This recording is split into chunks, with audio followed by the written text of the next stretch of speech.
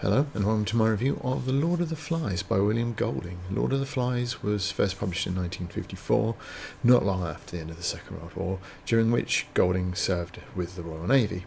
Lord of the Flies was his first novel, and the plot follows a group of schoolboys. From their diction and the presence particularly of a choir group, we assume they're mostly middle or upper class children.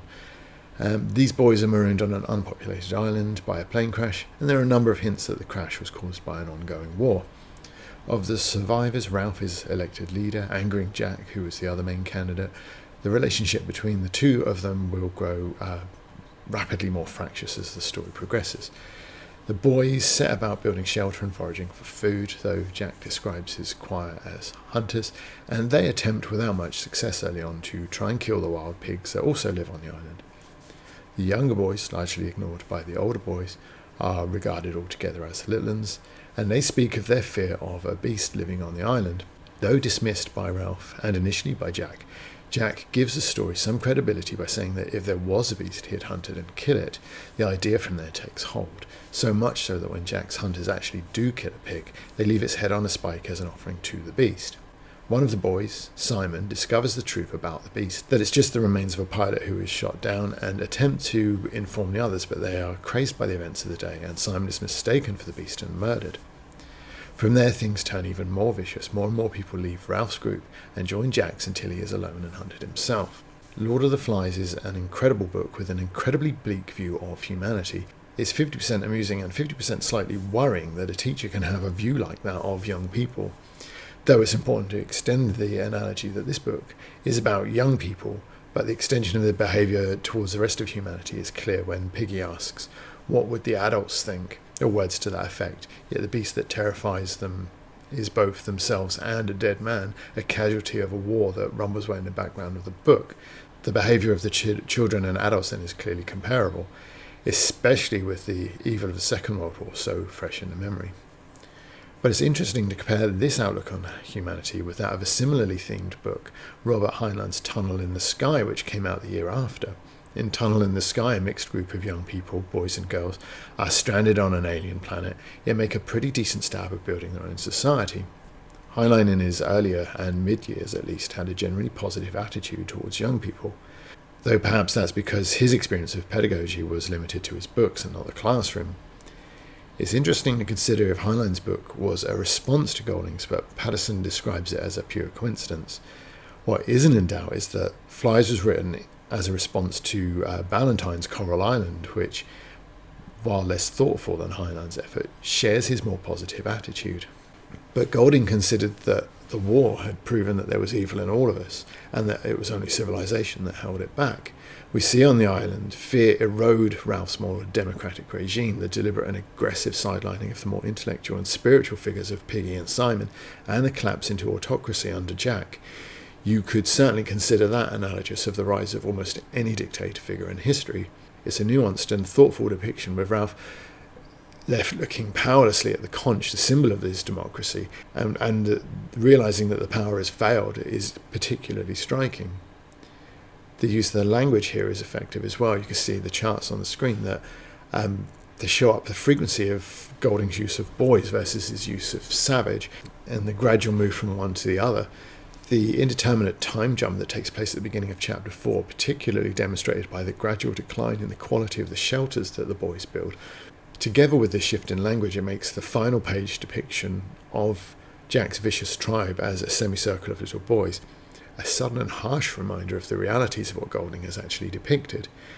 The English are, according to the boys, the best of everything, yet this isn't a pro-empire or colonial message. It's a reminder that if this can happen to the best of us, then actually none of us are better than any others.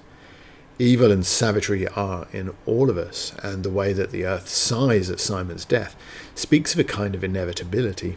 Like I say, it's a bleak and harrowing outlook on humanity. Despite that, it is actually possible to enjoy this book. It's dark and it's harsh, but it prevents a very real danger that makes things exciting. And Golding is, as you'd hope from an English teacher, a very solid writer. I've already looked at how he gradually supplants the descriptor boys with savages in the text, but his characters are also solid and believable, especially the triumvirate of Jack, Ralph and poor tragic Piggy. The power play between Jack and Ralph begins hopefully with a shy liking before descending into violence and hatred. Is effectively handled. I've not seen any film adaptation of this, but I wonder if it's only in the novel format that shift can be handled as subtly. The best part of this book, though, is the finale and Ralph's terrified flight through the island's jungle, and the deeply ironic way that the fires started to smoke Ralph out and into the open are the very thing that brings them rescue, especially after Golding had used the fires earlier to show the split between the two camps and their goals, of course. So I'm going to have a look at how the final scene works so well, and part of it is due to this opening and the way that Golding uses the second person to localise the reader within the action and the danger, of course. You can also see here Golding's use of the word savage.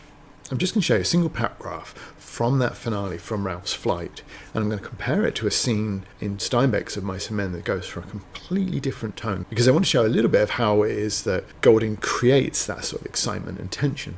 And I'm just going to put up on screen now Steinbeck's effort, which is obviously going for a much more sort of dreamlike, idyllic scene.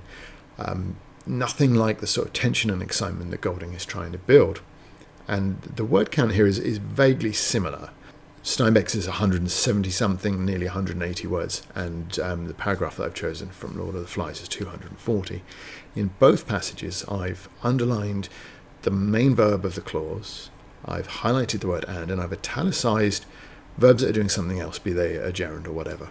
The most obvious comparison is that Golding is stringing those clauses together with a conjunction and quite a lot of the time is like 14 as opposed to 4.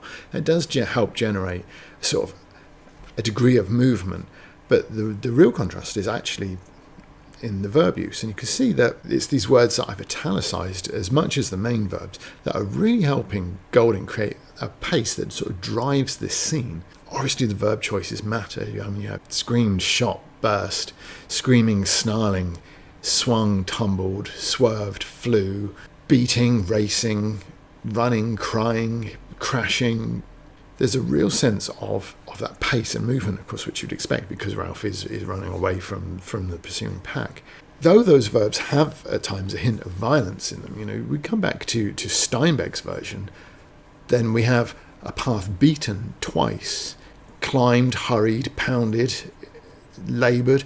These are words that have movement and potentially violence about them as well. But you can see really where Golding has an abundance, if you like, of those verbs that I italicise that are doing something other than the main verb of the clause. There's virtually none in Steinbeck's offering. And you can see I've adjusted the calculations in the bottom there. There's 14 uses of and, most of those stringing clauses together in Golding's offering, but only 5 adjusted here. And it's a rather crude calculation, but if you just divide the total number of words by those main verbs, you can see that Golding's version is using sort of about 3 less words in a clause. So, although it's a fairly crude calculation, it isn't just that the clauses are of a short length that generates the pace and excitement. It's rather a perfect combination of stringing those clauses together with ands. It's of having lots of stuff happening and going on as exemplified by the slightly higher verb count, and of course the much higher count in those italicised verbs, those verbs that are doing something else in the text. And if you look at Golding's effort, is all of those things sort of coming together that makes it something of a perfect storm. It's a very effective piece of writing, and it goes a little of the way to showing just why it is so exciting, the ending. In conclusion, Lord of the Flies is a relentlessly bleak novel, a subversion of the typical adventure novel, exemplified in texts such as Robinson Crusoe, Treasure Island, and of course Coral Island. The darkness of the novel, demonstrated early on with the deaths in the fires and by the violence of the boys' arrival on the island, establishes a tone of danger that never subsides to anything beyond a background simmering and explodes very publicly in the brutal deaths of some of the boys, and especially in the enjoyment that characters like Roger take from them. Despite that, the skill of Golding in creating a believable and real environment, a power play between convincing characters, and an exciting finale goes some way to explaining why this novel is held in such esteem so many years after its publication. So thank you for watching. Feel free to subscribe. I'll see you in the next one.